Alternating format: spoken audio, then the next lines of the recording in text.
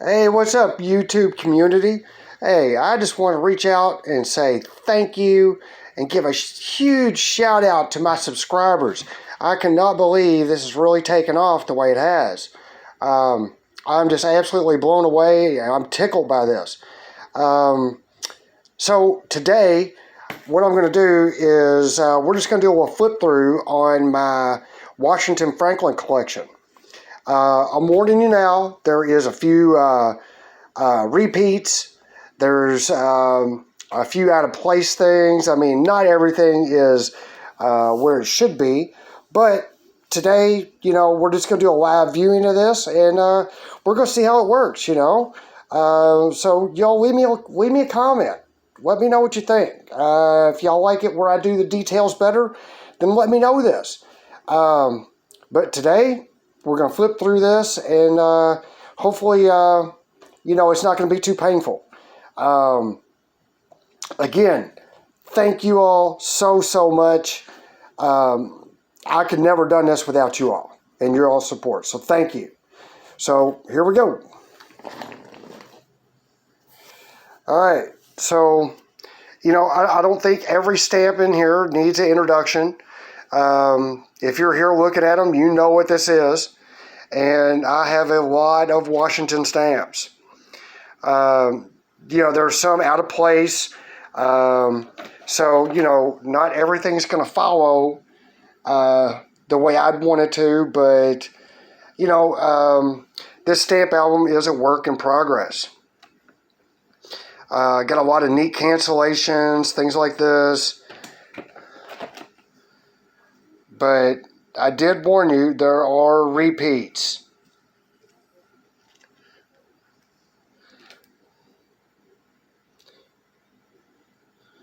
Well, Jackson got hit with a little stamp killer there, didn't he?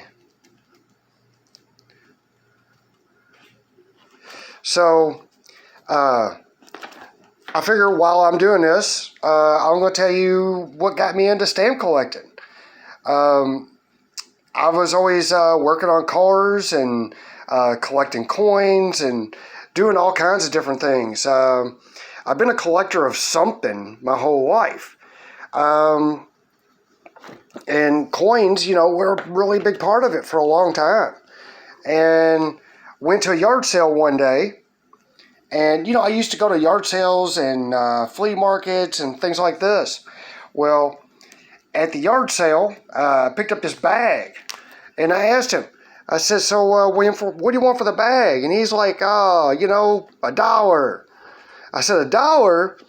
So as I moved the bag around, I heard some change rattling around in there. So I unzipped the bag and I pulled out like $4 worth of change. And I said, hey, will this cover it? And we all got a good laugh out of it. We all thought it was really funny. And see, I kind of skipped over this guy over here. See, I like some of your older 2-cent postage dues. Give me my money. So, anyway, as, I didn't buy the bag, but, I gave him the change and I asked him, I told him, I said, man, I always look for coins and things like this. And he said, no, I don't really have any coins. Dad used to collect foreign currency, bills and stamps. I said, oh. He said, here, let me go get it. And he come out with this big pack of stamps. So I'm looking at it, and he's like, yeah, I'll take $5 for it. I was like, yeah, okay, cool. I blow him $5 on worse. So anyway, I take that stamps, bring them home, start looking at them, and, I think, wow, man, those are really pretty. I went to Hobby Lobby, and I got me one of those stamp books. I took the stamp book and laid down all the stamps and thought, I always hear about the rare stamps and stuff like this, and I thought, well, maybe there's something in here. And I had $20 in the book. I had $5 in the pack of stamps that I laid down, and I mean, some of them were really nice. So I find a local stamp collector, and I go to them, and he flips through, and he pulls up a couple pieces with his tweezers and all. And after this, he kind of looks at me, and he's like, "Well, you ain't got very many." I said, "Yeah, I don't." I said, "But do you see anything in there that you like?" And he told me, he says, "No, there's nothing really in there that that really interests me." He said, "Well, do you want to sell them?" I said, "Well, sure, why not? I'll sell them." I said, "What do you offer me for it?" He said, "Well, I'll give you $50. Well, immediately in the back of my head, I heard, man, I just made $25 on bringing these stamps and separating them. And, the only thing I did was bring them home, separate them, and put them in a book. So I thought to myself, well, what is it that he's looking at? The ones he did pick up and look at. So, of course, I kept them because, I had $50. I didn't need his $50. And so I brought them home, and I started researching them really heavy. And, I found some of them were Trinidad's. And they were queen stamps of Trinidad. And I thought, wow, queen stamps like the penny black and different things like this with that emblem of the queen on there was valuable. So maybe these were something a little bit more. And, they weren't exactly like in the riches like the penny black or something like this, but nonetheless, I liked it. You know what I'm saying? The more I started looking at them, the prettier they were. And I thought, wow, that's really, really neat. And, I never was a big stamp collector. So, how things have changed, right? So, anyway, and I got to tell you, man, the Washington just goes on and on and on. And, I know some of these Franklins are out of order, but, they're going to be fixed. They'll be putting order by date eventually. But, I had to get them actually in the album to see what I had first and keep them all separated, and then I'll work on it from there. Anyway, so not long after that, I wound up going to another flea market and a little toy mall. And they have all these cabinets and things like this. And I found in this one booth, this guy was selling bags of stamps. And I was like, wow, okay, yeah, I'll buy some bags of stamps. Take them home, separate them. Well, before you knew it, I had 6 bags of stamps, and we're looking somewhere around 4,000, 6,000 stamps in a bag, and it was just, I was blown away, Every time I pull something out, it was something different. But it became the problem with separating them because there was a world collection throughout. So it took me a really, really long time to just separate. And you notice, with all the different ones I have here, there's several variations, okay? Different colors, different perfs, just different styles. And, I really like that. I like the contrast of the lighters versus the darkers. And, but anyway, as I sat home and I separated them with a pair of tweezers, because, of course, doing my research online, trying to understand the stamp market and understand stamp collecting and things like this, I learned a few things right off the bat. One is don't use your hands. There's oil, there's grease, there's dirt, things like this on your skin. You don't want to transfer this onto the paper, especially if it's one of those rare stamps. You don't want to do this. I mean, you want to preserve that stamp the best you can.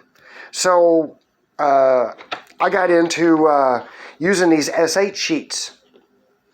I tried the book, but I noticed that the little tab going across the bottom that would hold the stamp covered up half the stamp. And I like the S8 sheet because I can see the whole stamp. And, you know, this is something that I got into, so I might as well do it the way I want to see it. And also don't stack my stamps.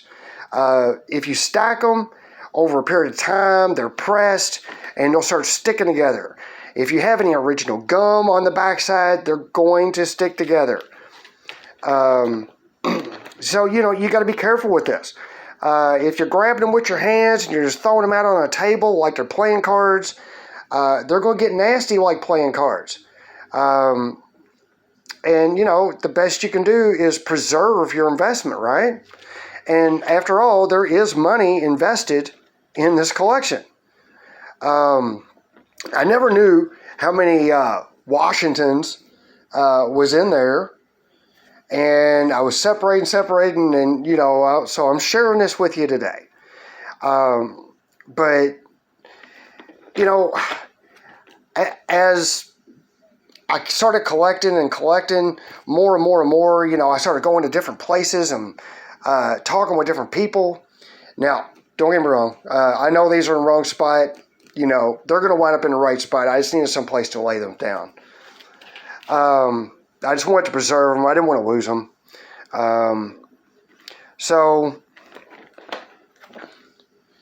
But what I'm bringing you today is part of my U.S. Washington Franklin collection. And I know these are out of spot too, but, you know, they all got a little extra tab. And, you know, I always want to save those. Sometimes they can have a little bit of extra value behind those. But, you know, I'm going to tell you, I'm not really even interested in selling my stamps. You know, I've put a lot of effort and a lot of work into laying all this out. Now, you know, of course, Lord Washington, you know what I'm saying, he just keeps going. He's all over this stuff. But, yeah, you know, I mean, I've had offers and things like this, and I've got more work tied up in this stamp album than what a lot of people would even understand. I mean, there's some people that think, oh, well, you know, they see a guy sitting here with a stamp collection and maybe putting a stamp down with sipping on a glass of wine or whatever. And, you know, that's just not right, you know. Maybe it's when you got one or two stamps, you know, and you can investigate. You can look them up online. And when I say look them up online, I mean, be careful about the sites you look at, you know, because some people are going to say, oh, this is rare. It's not exactly rare. All right. I mean, you know, I've seen online where people try to say this is rare. And I'm sure there's a variation that's rare. But not all of them are rare. Even my channel, I mean, I did name my videos Rare Stamps, A Trip Around the World. And, you know, the idea was to lay down the pictures of my rarest stamps. And then before I knew it, I just kept going and kept going and kept going because the next one was so pretty too. You know, I just wanted to share all of them. I mean, these are just, they're little works of art. But anyway, as I separated, I found that I have a very large Washington Franklin collection. And, you know, and I know some of them are not in the right order and stuff like this. And but we're getting there. I mean, some of these pages were added in and dropped in, so I didn't lose them. But, you know, over a period of time, I'll get more albums, get more S8 sheets, and lay these things down. Of course, you know, the things we're all looking for are the rarities. And those are hard to find. I mean, that's why they're called the rarities, right? Not a whole of them are rare. But, I've never seen a stamp collection with so many of these. And again, you'll notice that all of these are not stacked. They're laid out individually. I mean, it sounds strange, but when I look at this collection, and I did this and I created this, I'm the curator of this. So I might as well do it the way I'd like to be able to see it. All right? Because if I stack all these, I can't take a perf gauge and pull it out and check the perf to see if it's a different style or a different variation. It just it makes everything harder to do. And again, if there's any glue on the back, they'll like to stick together. Your house could be more humid than others. And you got to be real careful with the way you treat these. Now, a different part of, just the SH sheet by itself, they like to hold on to a lot of static cling. So, be aware of the static. Be aware of the dust, the dander, lint particles, things like this that might be lurking around your house or coming off your animals. If you're working on these, try to do this in a clean environment. If not, your SH sheets are going to be covered in some sort of a lint, dust, dander, stuff like this. Not good for the stamps, man. Just not good for them. But yeah, so many different variations. And I did warn you all in the beginning, there is a lot of repeats.